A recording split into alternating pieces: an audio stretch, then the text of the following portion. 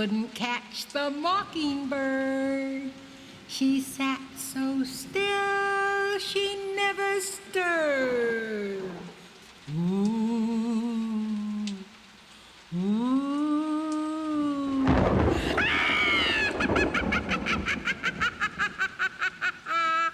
Good evening, friends. I am Gundella. I am here to entertain you with a few fascinating tales about ghosts. What's that you say? You don't believe in ghosts? Oh, but maybe you do without realizing it. For if you believe in any kind of separable soul, or that any part of you lives on in any way when your earthly body dies and turns to dust, then, my friend, you do believe in ghosts. The question is not, do ghosts exist, but whether or not those ghosts can return to haunt the living.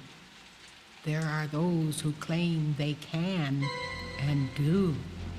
So draw your chairs nearer to the fire and huddle a bit closer to each other as I prepare to tell you a few ghastly, gruesome, ghostly tales.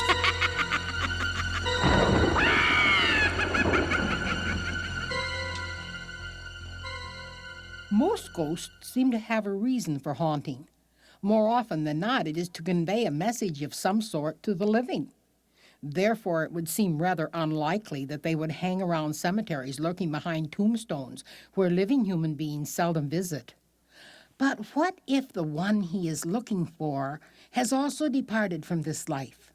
Might not one ghost visit the grave of another? Could not two ghosts rendezvous near the earthly remains of one or the other? On November 21st, 1883, in the then small community of Jackson, Michigan, a hideous mass murder took place. It is to this day still unsolved. Now, more than 100 years later, all of those even remotely involved have long since died and taken their secrets with them to the grave. Jacob Crouch, 74, his daughter Eunice White, 32, and in her 9th month of pregnancy, Henry White, 30, Eunice's husband, and a 25-year-old man named Moses Poley, who was visiting the Crouch family from out of town, were all shot to death while asleep in their beds. This horrendous crime took place during a treacherous thunderstorm that felled many trees and caused untold damage to outbuildings not only on the Crouch property, but on neighboring farms for miles around. 2 months later, on January 2nd, 1884, Susan Halcombe, Jacob's eldest daughter, also met with untimely death. Her naked body was found on the floor of her bedroom, where she had died writhing in pain from poison administered by no one knows whom. James Fay, who worked as a farmhand, first for Jacob Crouch and later for his son-in-law Daniel Halcombe, Susan's husband, was found dead shortly thereafter. Some say his death was suicide. Others claim it too was murder. In the years that followed, more than one man was brought to trial for these crimes. However, no one was ever convicted in any of these 6 deaths. 7 if you count the child that would have been born a few days later had its mother not been gruesomely murdered on that fateful night. Jacob Crouch is buried in a tiny cemetery at the corner of Horton and Reynolds Roads, a mile or so from the Crouch home. The bodies of Eunice and her husband lie 5 miles away in the large St. John's Cemetery within the Jackson city limits. No 2 burial sites could differ more. Jacob's grave is uncared for and overgrown in an area that looks much as it did 100 years ago. Eunice's grave is in view of a well-traveled highway in a cemetery that is still in use today. New graves lie beside old ones, and all are neatly trimmed and well cared for. I know not where the others are interred, but that is not important to our story, for it is Eunice that rises from her grave each year on the anniversary of the murders and travels to her father's tomb, and when she does, the old man's ghost appears to greet her. The reunions between father and daughter always take place at the old rental cemetery, never at St. John's. Those who have witnessed this say that Eunice is always weeping, while her father's ghost seems to be chuckling softly as if over a private joke. The specters are seen anywhere from dusk on November 21st until dawn the next morning. However, should you decide to visit the haunted grave site on the anniversary of those grisly murders, take a word of advice from one who has been there. Dress warmly, or your shivers may come from the weather rather than from viewing the ghostly forms. Also, take along a flashlight, not to shine on the specters and frighten them away, but rather to see where you are stepping. There are no streetlights on those country roads, and unless it is a moonlit night, it can be very, very dark and scary. Closer to Detroit, in the city of Westland, the Butler Cemetery on Henry Ruff Road is also said to be the site of frequent hauntings. Whether what goes on there is the work of ghosts, human hoodlums, active imaginations, or a combination of all three, I will leave it to you to decide. The principal of nearby Woodson School told me that over the years several of his students have reportedly seen ghostly figures haunting the place. But he quickly pointed out children do tend to have active imaginations. When asked if he himself had ever seen a ghost there, he answered, "Who, me? No way are you going to get me close enough to that place to see anything." But Tony Pointer is not a child. He is a grown man with children of his own. He is a sober man, and no one has ever questioned his sanity. Tony claims to have seen ghosts there on not one, but two occasions. Once, late at night, he saw the figure of a woman dressed in white crossing the road in front of the cemetery. He swerved his car to avoid hitting her, and she vanished right in front of his eyes. About a year later, he was again passing that cemetery. This time, it was just at dusk on a foggy evening in late October. The lady in white was standing in the graveyard next to a large monument. Nearby stood a second figure, that of a man dressed in what looked like a gray uniform.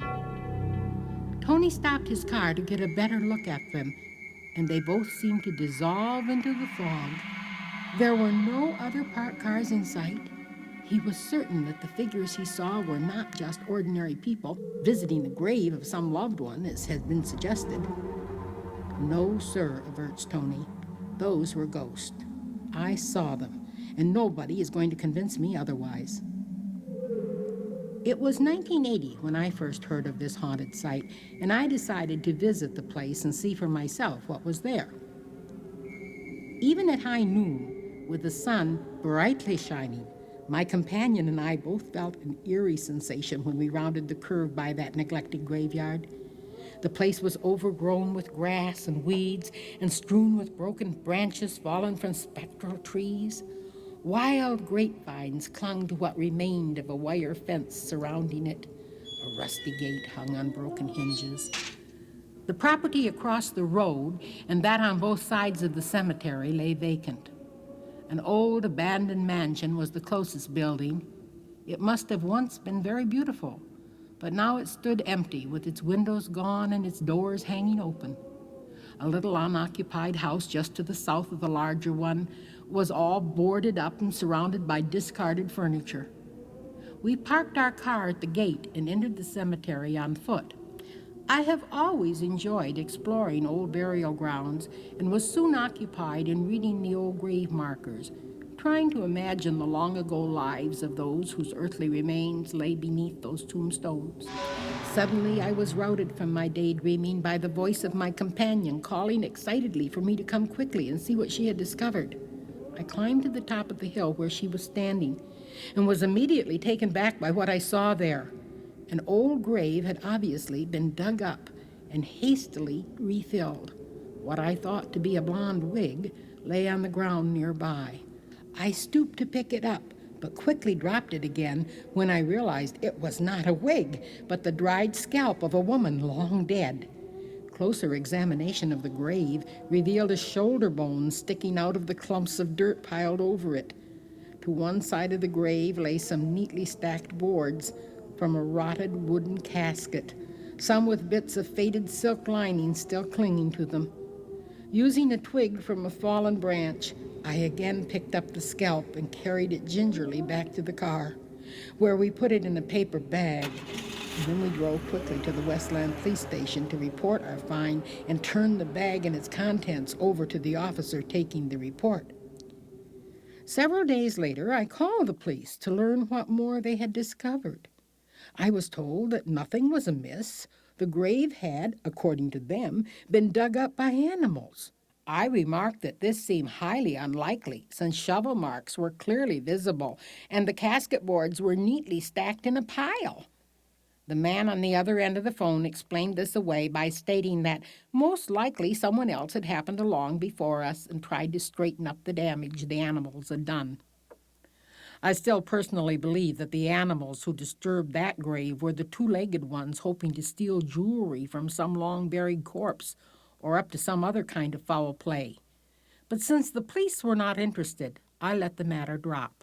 Over the years, several automobile accidents have happened on that short stretch of road.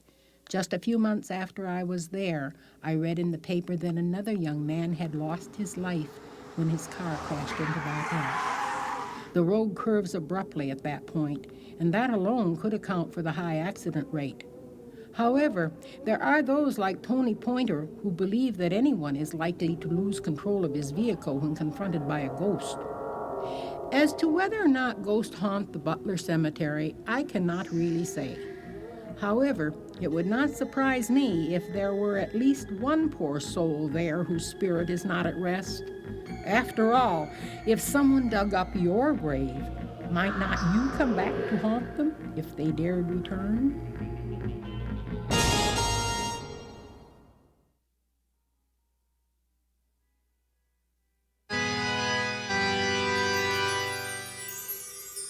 When the Clark family moved into their large old house on Warren Avenue, their youngest child, Rachel, was not yet 3 years old. Even before they were completely settled into their new home, Rachel announced to the family that she had a little friend. She said her friend's name was Kenny Cobb. When her mother said she would like to meet him, Rachel explained that Kenny was a girl, not a boy, and that she was standing right beside her. Of course, Mrs. Clark had heard of children having imaginary playmates before, but she wondered how her daughter had happened to make up such a strange name. Kenny Cobb soon became a part of the household. No one could see her but Rachel, but she kept the family well informed about everything that Kenny said or did. Her parents did not discourage her, since they had read that it was quite natural for a child to invent such a playmate, and it was, in fact, a sign of higher intelligence. This continued for more than 2 years. And then, about a month after Rachel started kindergarten, her mother found her crying one day and asked her what was wrong. Rachel announced that Kenny was there to say goodbye. It seemed that Kenny had told her that since Rachel now had other children to play with, it was time for her to go. As time went by, Rachel talked less and less about Kenny, and the Clarks eventually forgot all about the little blonde-haired girl whom they'd never seen anyway. Years had passed, and Rachel was a grown woman, when one night the Clarks attended a party on the other side of town. There they met several people they'd never known before, and when they mentioned where they lived, an older woman spoke up and said that many years ago she used to live in that very same neighborhood. "Exactly which house do you live in?" she asked. When the Clarks described their home, she said, "Oh yes, the old Cobb house. The Cobb family built that house, but they didn't live there long. They moved away right after their granddaughter was killed when her tricycle was hit by a car in front of the house." The Clarks gasped at the name Cobb. "What was the child's first name?" they both asked at once. "I can't remember," the woman replied, "but it was a boy's name. The child was a girl, but they called her by a boy's name, Billy, Bobby, Kenny, something like that." The Clarks looked at each other in astonishment. There really had been a child named Kenny Cobb. Rachel had not made it up. She had really been playing with a ghost child. The Clarks no longer live on Warren Avenue. Rachel is married with children of her own, but she feels certain that if ever another lonely little girl lives in the old Cobb house, Kenny will come back to keep her company until she finds new playmates.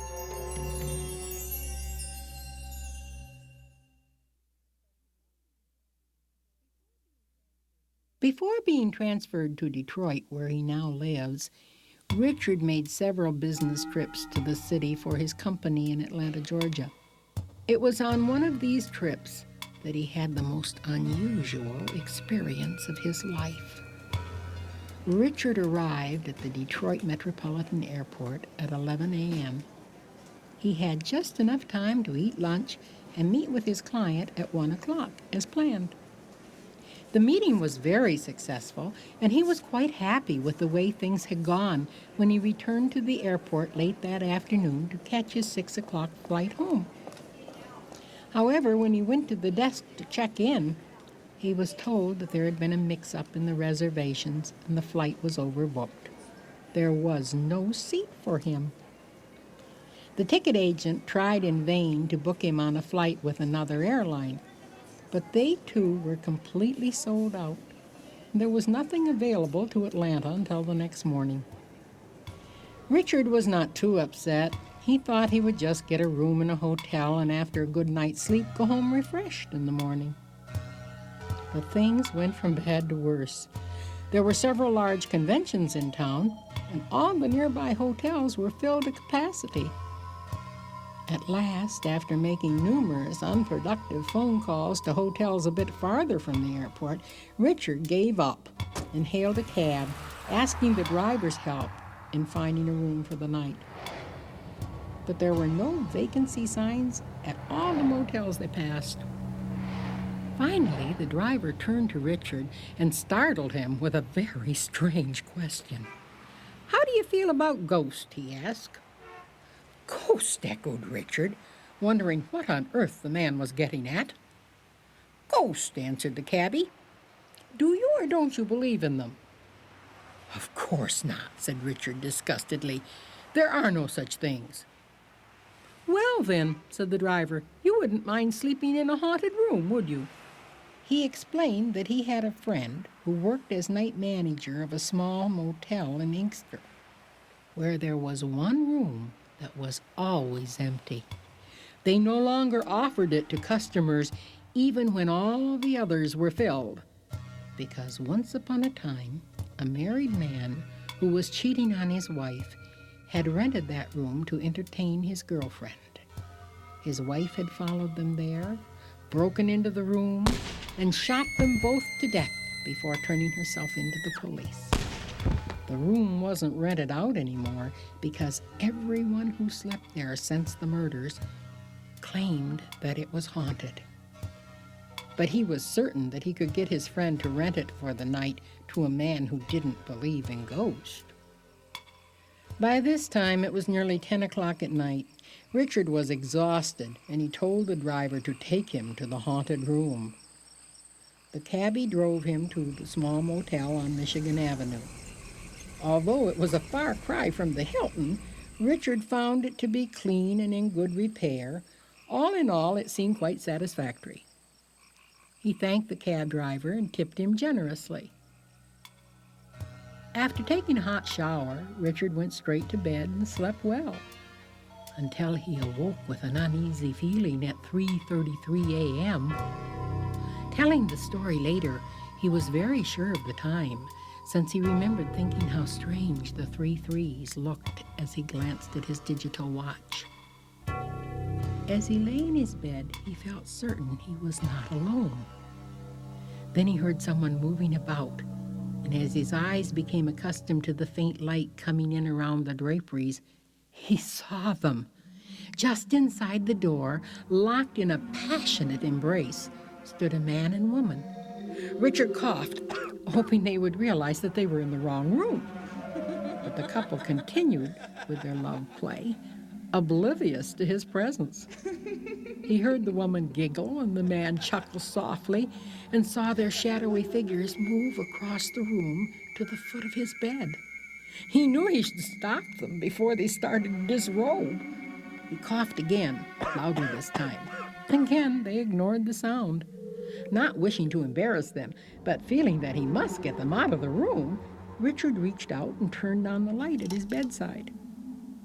To his great surprise, he discovered that he was alone in the room. The door was locked, and the chain bolt was in place just as he had left it. He searched the bathroom and closet and found them both to be empty. Yet he was certain beyond a doubt that just a few moments earlier there had been 2 other people in that room with him, and now they were gone.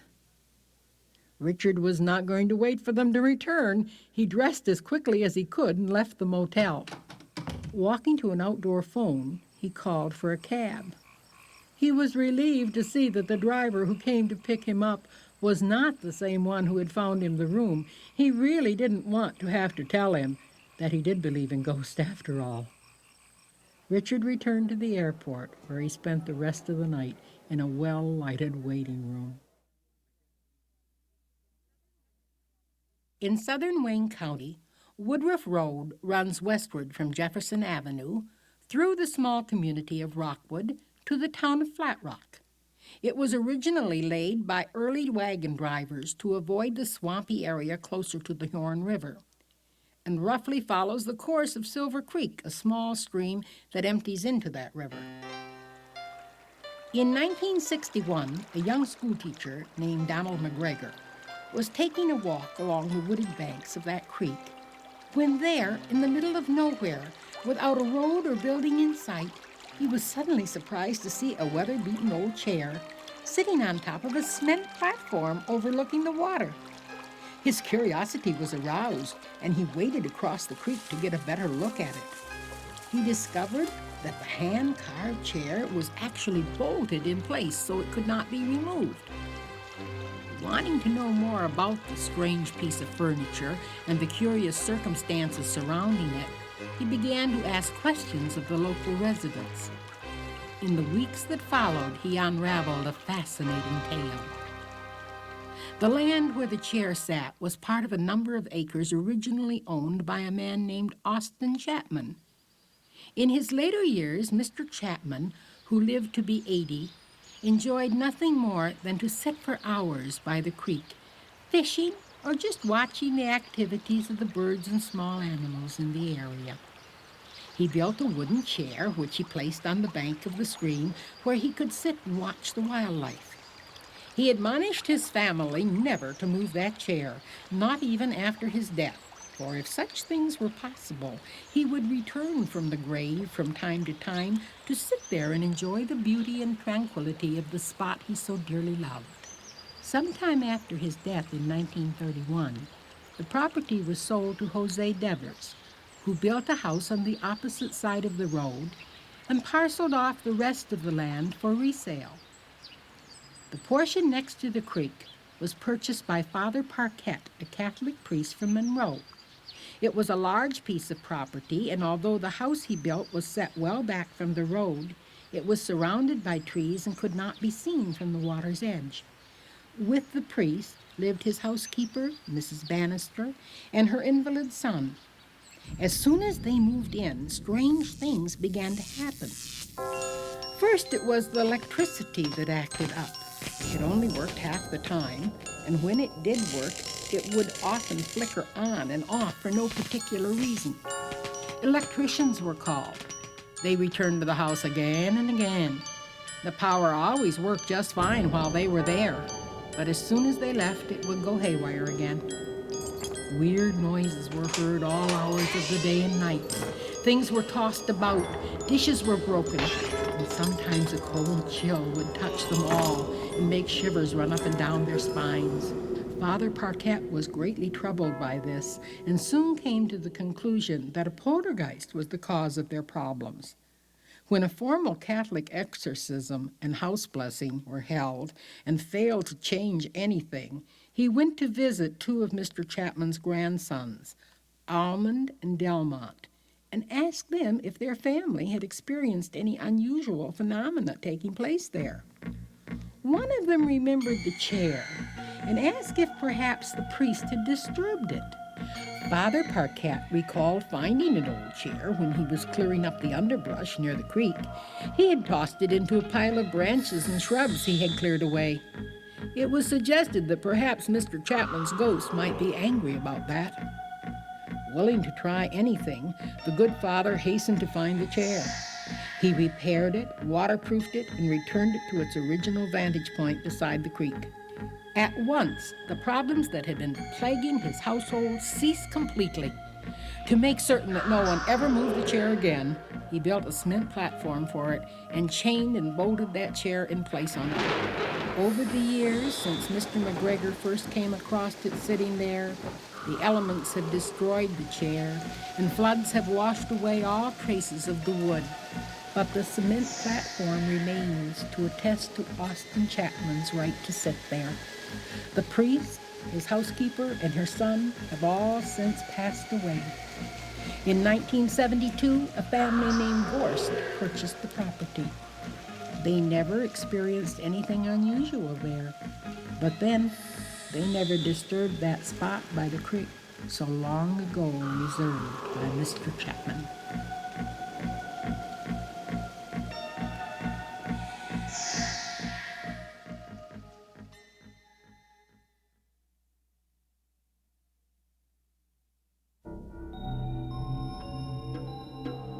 In the upstairs bedroom of her small frame home in Plymouth, Margie awoke from a sound sleep. The illuminated dial of the alarm clock showed it to be exactly 4 a.m. She lay there wondering what had awakened her.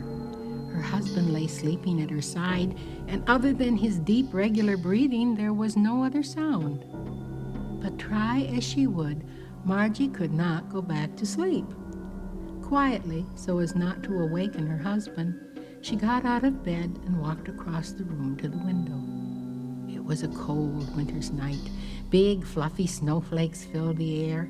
It must have been snowing for quite some time, for the ground was completely covered and there was not a track of any kind in sight.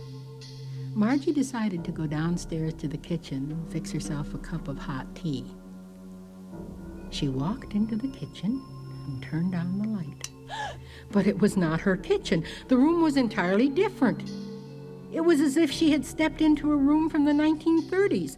There was a hand pump and a chipped enamel sink with a pail and dipper under the spout.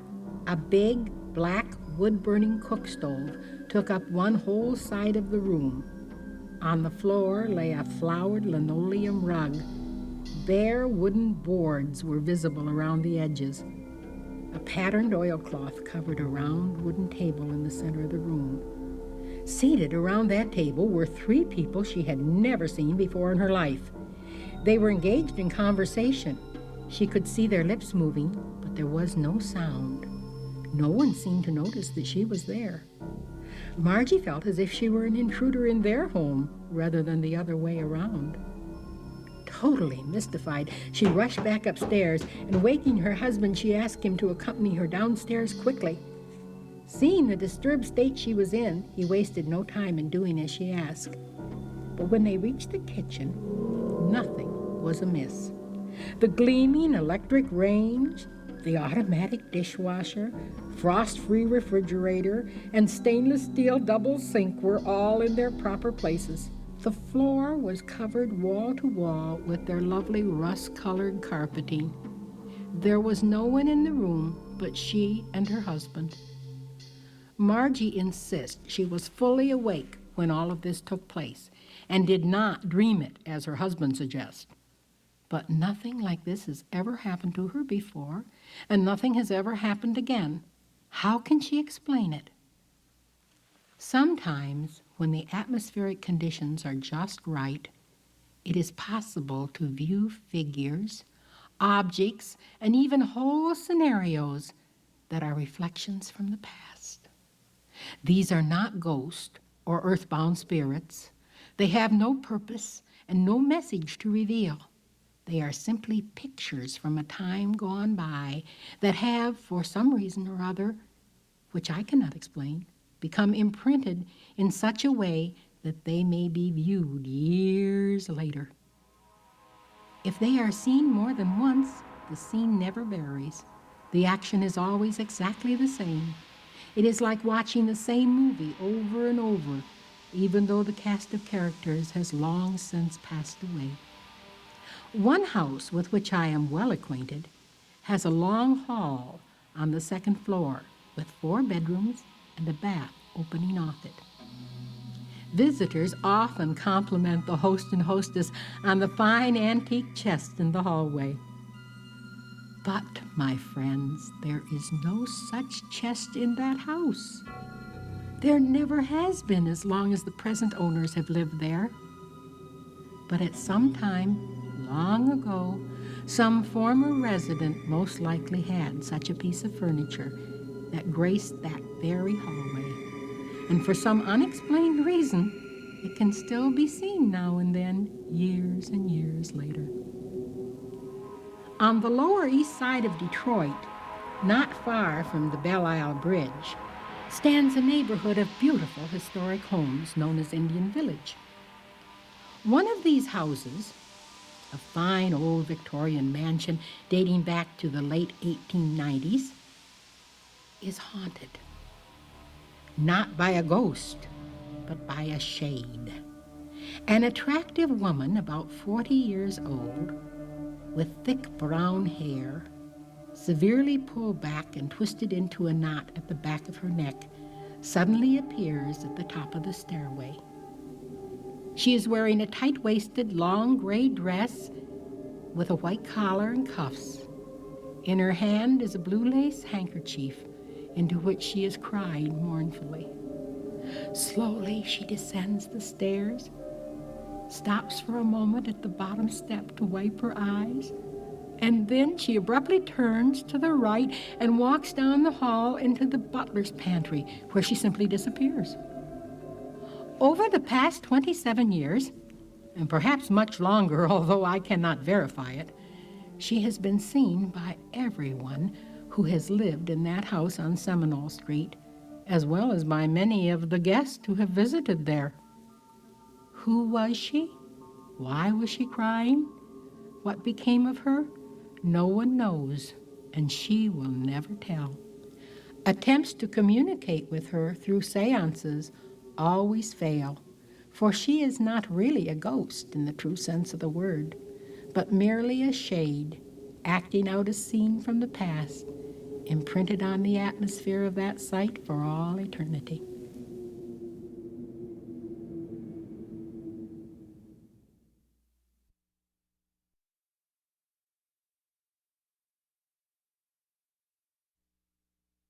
Arlene is an attractive Northville grandmother and lifelong resident of the area. She still remembers her first visits to the magnificent mansion situated on 9 Mile Road, just west of Haggerty in Novi, Michigan. That was 40 years ago, when the fine old house was still being used as a residence. Arlene's best friend, Mary Ellen Crusoe, lived there at the time, and Arlene was a frequent guest in the house. One day, the 2 girls were talking quietly in the south end of the library. Suddenly, the glass covering a large picture at the opposite end of the room shattered and fell to the floor. A startled butler rushed into the room and angrily accused the girls of throwing something that struck the picture. They, of course, knew that this was not so. On several other occasions when Arlene was visiting Mary Ellen, they were accused of turning lights on and off, opening and closing doors, and making strange noises on the back stairs. Whenever she walked up or down the main stairway, Arlene always felt as if someone unseen was watching her. She was certain even then that that house was haunted. A maid who worked for the Claude Crusoe family denied that anything unusual ever happened there. All old houses make noise, she said. Faulty wiring is most likely to blame for the trouble we've had with the lights. Young girls like to fantasize, you know. The ghosts are only in their heads. A combination of 1920 New England and old Southern Georgian architecture, the gracious old house was built in 1929 by Charles Rogers for his bride, Harriet. The building is situated on the original homestead site of the Thornton family, into which Charles married. The old farmhouse where Harriet's parents lived was moved when the new house was built. It still stands just northeast of the mansion. At one time, the two houses were joined by a secret underground tunnel, which has since been closed off and sealed up. Charles Rogers' family made their fortune in the canned milk industry and are credited with the invention of condensed milk. The beautiful home was often referred to as the White House Manor, not only because of its color, but also because it was paid for by the profits from the White House Milk Company. It was always a showcase with towering columns, fabulous balconies, and a picturesque wishing well. It featured pediments, pilasters, and cornices on the outside, and hand-carved woodwork, thick, rich paneling, and sculptured ceilings on the inside. Beveled, leaded glass doors and stained glass windows added to the atmosphere. Its most arresting feature was the grand staircase in the entrance hall. 10 feet wide, these stairs had cherrywood banisters on each side, which curved as they rose upward to encircle the entire second floor. Rogers built this stairway for the daughter he always hoped to have, dreaming of leading her down those stairs on her wedding day. But that was a wish that never came true. For although he and his wife were blessed with 4 fine sons, they never had a daughter.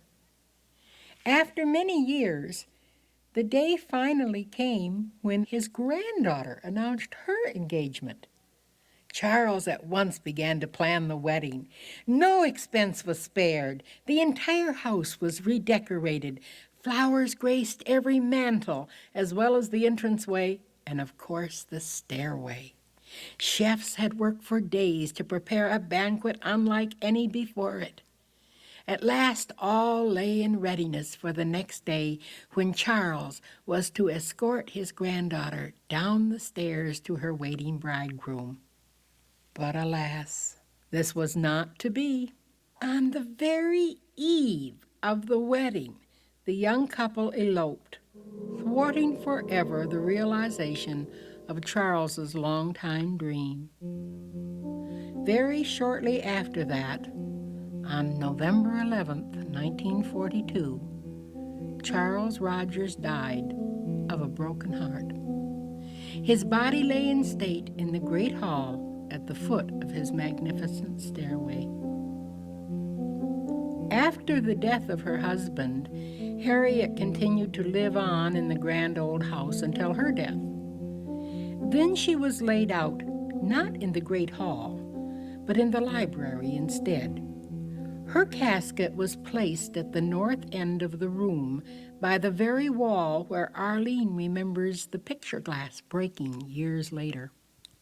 The house was next occupied by the Gruesome family for about 10 years, and then by a family named Sincolas, who lived there until 1973. The place stood empty for several years. Then, in 1981, the Servi brothers converted it into an elegant restaurant, which they named the White House Manor, since that had been the unofficial name of the mansion from the time of its conception. The Servis were careful to keep the sedate atmosphere. They reverently decorated the manor in a way which would have pleased Charles Rogers himself. Using patterned wall fabrics, plush carpeting, velvet draperies, they treated the house with respect it deserved. Mike Servi, manager and co-owner, loved the old mansion. But it wasn't very long before he came to realize that along with the building came at least one ghost, and possibly two. Late at night, after everyone else had gone home, and Mike knew he was all alone, he would hear footsteps on the stairs, or doors opening and closing. On several different nights, he carefully turned out the lights before locking up, only to see them go on again when he reached his car in the parking lot.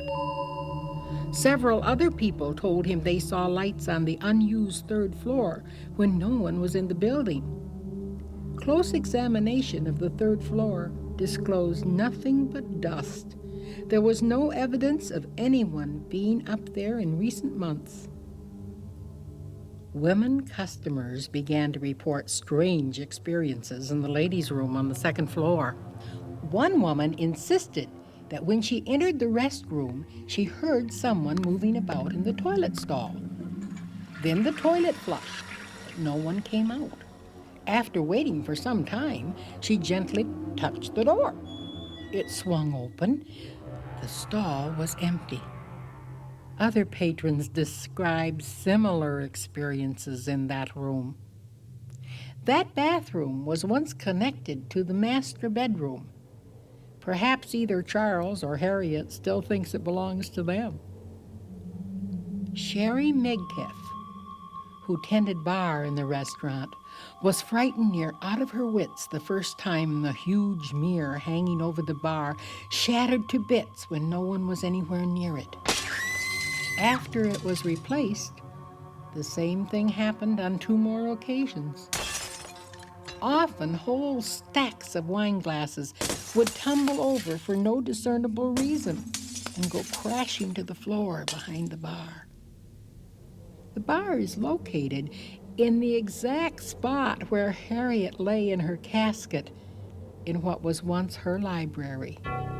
The wall behind it is the same wall from which Arlene and Mary Ellen saw the picture fall 40 years ago. Like Arlene, Sherry also now believes that the house is definitely haunted.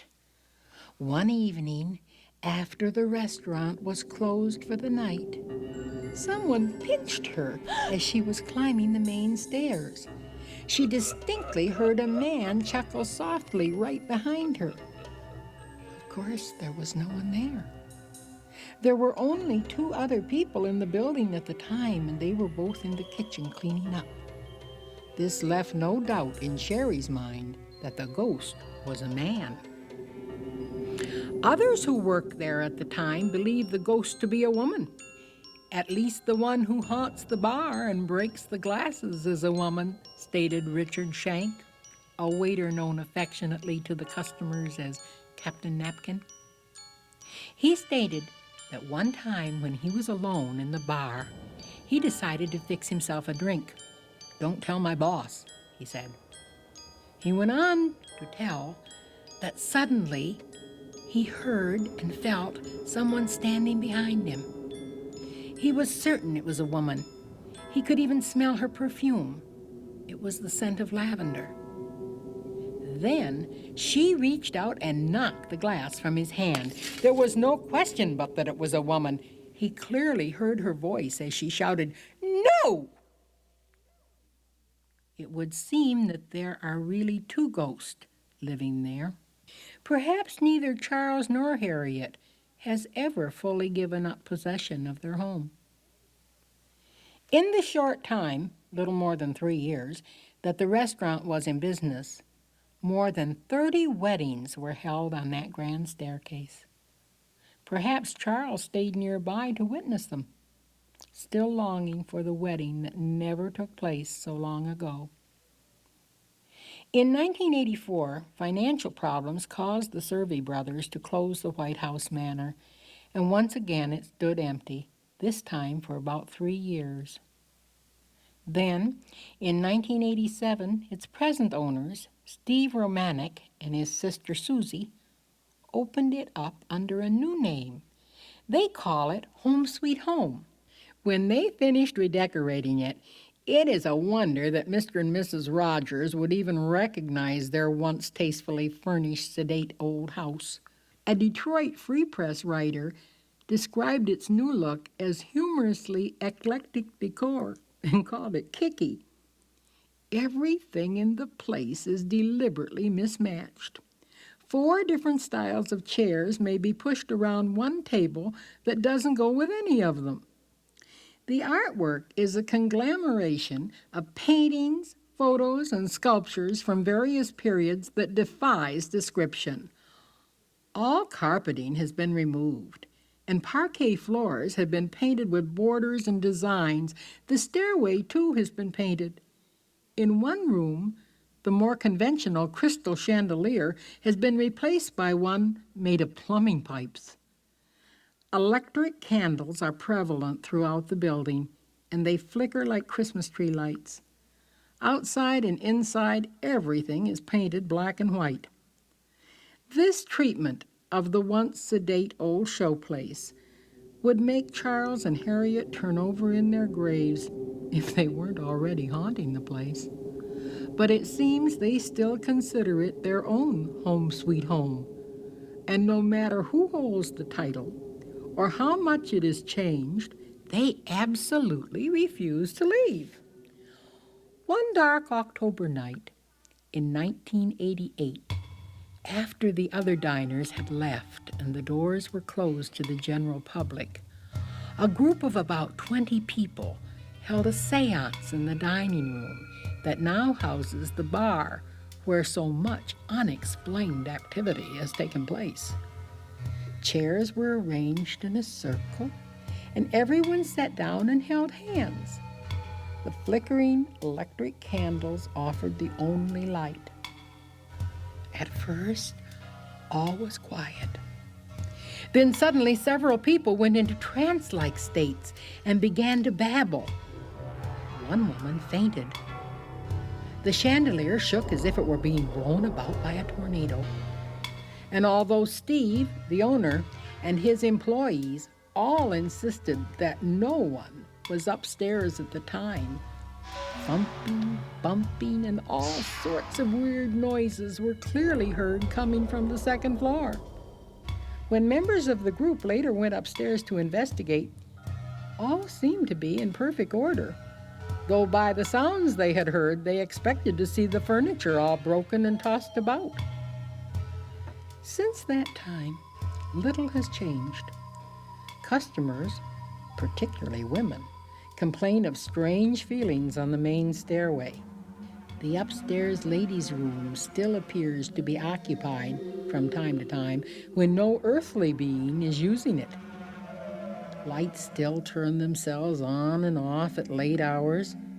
Weird noises sometimes go bump in the night, but this doesn't scare anyone away. Arlene, who has eaten there on several occasions and plans to continue to do so, still feels she is being watched and sometimes even followed by one or both of the ghosts, just as she did when she was a young girl. But it doesn't frighten her. After all, she says, they have never really hurt anybody, and it was their home first. I think they belong here. What do you think?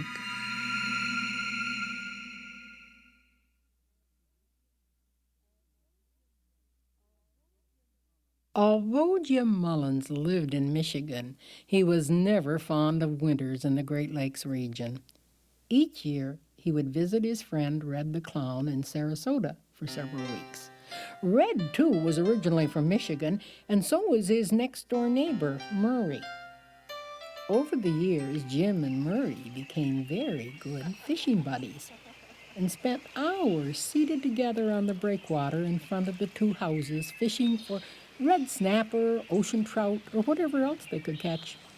Jim also enjoyed snorkeling, and although Murray wasn't a swimmer, he would watch Jim and say that someday he was going to try that for sure. Murray had grapefruit trees in his yard, and each year when Jim left Florida to return to Michigan, Murray would give him several pieces of fruit to take home with him.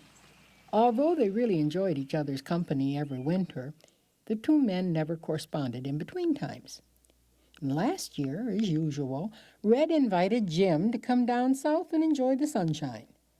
When he arrived in Sarasota after driving all the way from Michigan with very little sleep, Jim was tired and anxious to get in the house and unpack. But when he drove into the driveway, he saw Murray out in his yard and stopped to talk to him before going inside. He showed Murray his new fishing rod and promised to fish with him the next day. Murray asked him if he were going to go snorkeling again this year.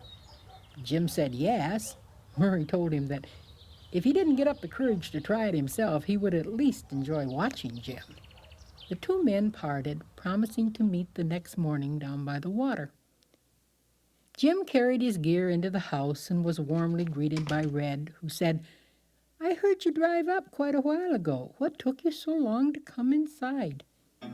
Jim explained that he had stopped to pass the time of day with Murray before coming into the house. Red looked at him in disbelief. "You didn't talk to Murray," he said.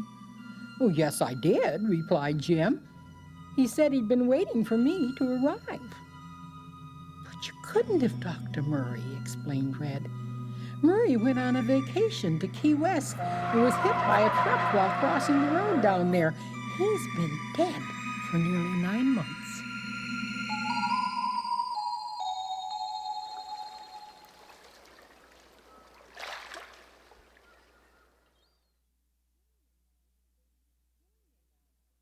Jerry and Donna were good friends. They'd met through their work as lab technicians in the research department of one of the major automotive companies. Both were intelligent and well-educated, young, attractive, and single. And both were still living at home with their parents and anxious to get out on their own. In order to save money, the girls decided to share an apartment. They were lucky to find a 2-story townhouse in their price range. But after paying the first month's rent, the last month's rent, and a security deposit, they had very little money left over to outfit their new home. For the first few weeks, they slept on mattresses on the bedroom floor and ate at a card table set up in the kitchen.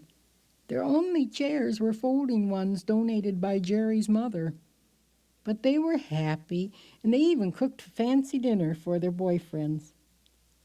Every payday, they answered newspaper ads looking for used furniture that they could afford, and before long they made the apartment attractive and comfortable.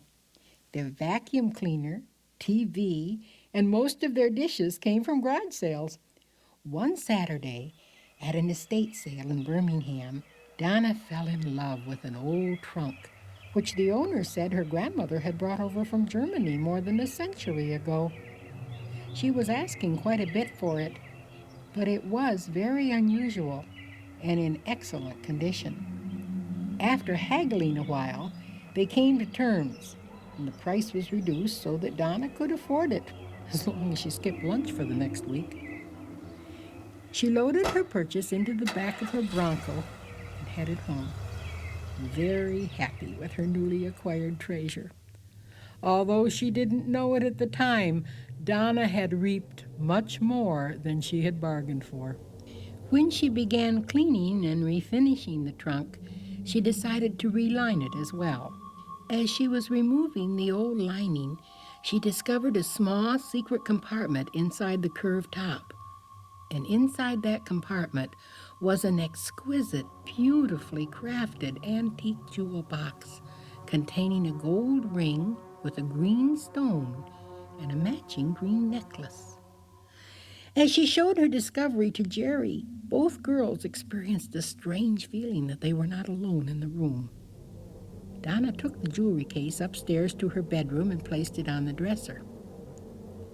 Later that night, when she returned to the room to retire, she found her bed rumpled as if someone had been lying on it. Soon after that, the girls began hearing scratching noises in the wall. They thought they had mice, so Jerry's boyfriend gave them a cat. The cat, however, did not seem to like it there. It hissed and blew at nothing at all. And after a few hours, it ran away, never to be seen again. The scratching noises continued, so the girls set traps. However, they never caught a single mouse. One day when she was home alone, Jerry heard a woman crying in the bedroom upstairs. Assuming that Donna had come home, she went upstairs to see what was wrong. A woman in a long dress was standing before the open jewel box, holding a green necklace in her hand. She was crying pitifully. Jerry was not at all frightened. The intruder seemed so sad that she wanted to comfort her.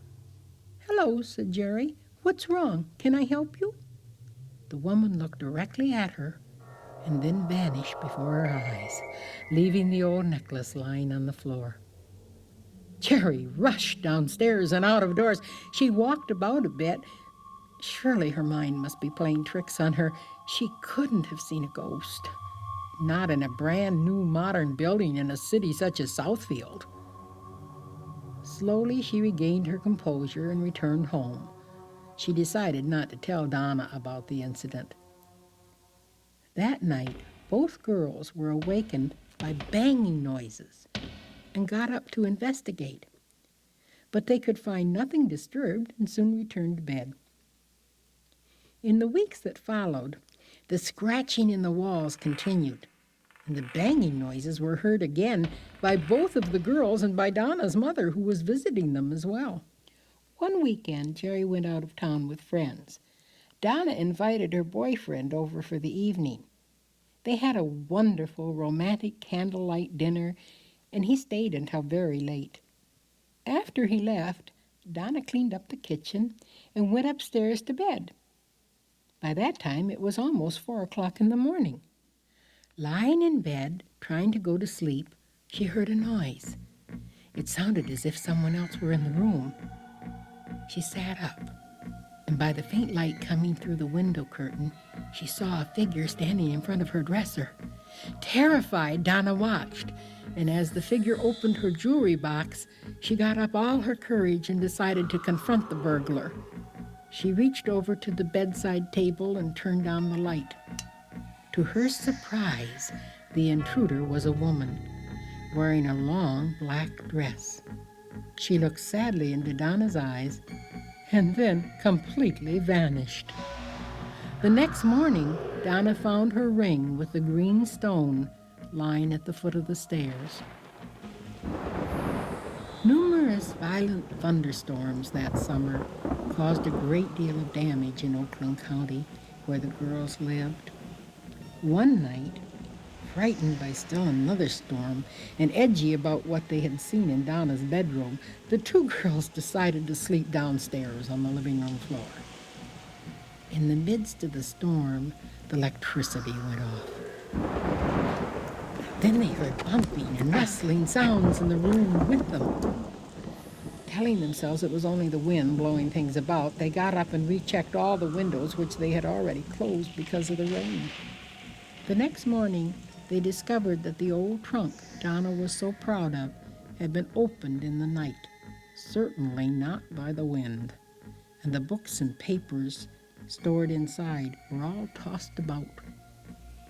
The following day, the girls took the trunk, the jewel case, and the jewelry to an antique dealer. They didn't tell him the real reason they wanted to get rid of those items, but only that they needed as much cash as they could get for them. Although Donna cleared a very nice profit on the sale, she does not believe she will shop at any more garage sales. Things are very quiet in the girls' townhouse now. The scratching and bumping have stopped completely, and they have had no more visits from their ghostly intruder. But Jerry and Donna are not bored by the new calmness of their existence. They really rather like it that way.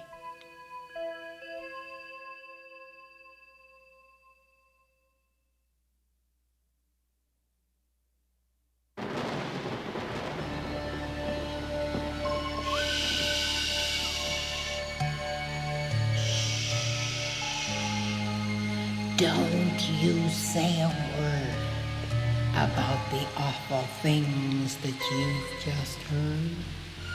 Some folks say they never occurred.